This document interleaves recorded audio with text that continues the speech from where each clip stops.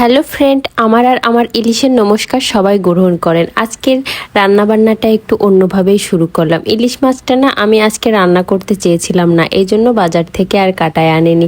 প্রথমে ভেবেছিলাম ইলিশ মাছটাকে রেখে কয়েকদিন পরে খাবো, কিন্তু বাজার করে আনার পরে যখন আমি আমার জামাইয়ের কাছে জিজ্ঞাসা করলাম কি আজকে কী মাছ রান্না করব, বললো কি মাছ এনেছো। আমি সবগুলো বলার পরে বললো যে ইলিশ মাছ রান্না করো, কিন্তু গরমে একেবারে হালকা পাতলা রান্না করবা, বেশি তেল মশলা দিবা না।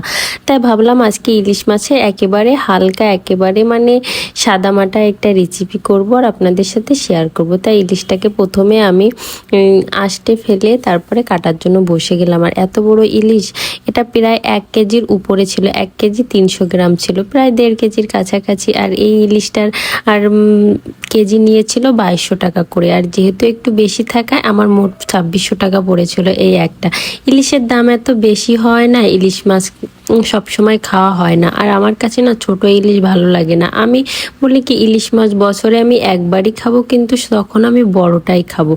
এই জন্য ইলিশ মাছ ছোটগুলো তেমন একটা কিনি না, যখনই কিনি একটু বড় কেনার চেষ্টা করি। আর বানরগাতি বাজারে না একটু মাছের দাম আমার কাছে কমই মনে হয় সন্ধ্যা বাজারের থেকে, তাই এটা আমি বানরগাতি বাজার থেকে এনেছিলাম।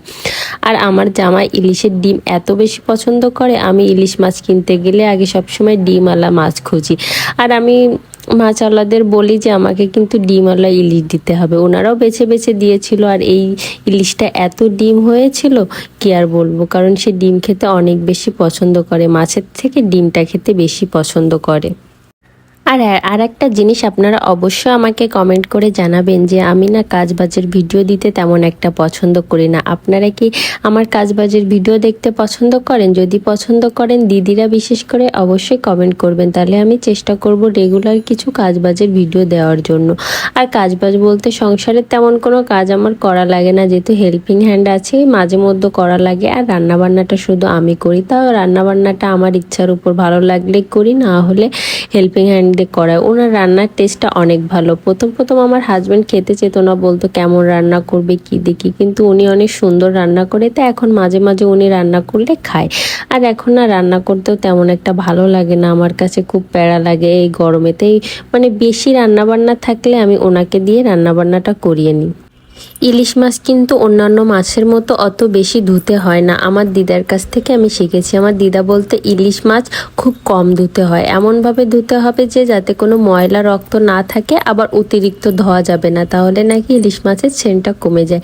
এটা কতটা সত্য আমি জানি না, আমি আমার দিদার কাছ থেকে শিখেছি, শুনেছি, এই জন্য আপনাদের সাথে একটু শেয়ার করলাম। আর আমি ইলিশ মাছটা কিন্তু তেমন একটা কড়া ভাজি করে রান্না করি না, একেবারে হালকা পাতলা করে ভাজি করি। এই দেখেন একেবারে হালকা করে ভাজি করছি। আর আজকে আমি কাঁচকলা দিয়ে ইলিশের পাতলা ঝোল রান্না করব। একেবারে কাঁচকলার সাথে আমি এখানে লবণ, হলুদ আর একটু জিরা গুঁড়ো, ভাজা জিরা গুঁড়ো অ্যাড করেছি, কাঁচা না, সেটা দিয়ে আমি সুন্দর করে ভাজা তেল ইলিশ মাছ ভাজার যে তেলটা থাকে না, ওটা দিয়ে সুন্দর করে কষিয়ে পরিমাণ মতো জল দিয়ে নিচ্ছিলাম। তারপরে না আমার কাছে মনে হচ্ছিল একটু হলুদ কম হয়ে গেছে, তাই আমি মাছগুলো বসিয়ে দেওয়ার পরে একটু কাঁচা হলুদ অ্যাড করে দিয়েছিলাম। প্রথমে ভাবছিলাম কি হলুদের কি গন্ধ লাগবে, তারপরে দেখি যে না, কোনো গন্ধই লাগেনি। তারপরে এটা আমি ঢাকনা দিয়ে ঢেকে রেখেছিলাম কিছুক্ষণ, ফুটে ওঠার পরে দেখেন কত সুন্দর ইলিশ মাছের এই যে কাঁচকলা দিয়ে পাতলা ঝোলটা অনেক বেশি মজা হয় খেতে।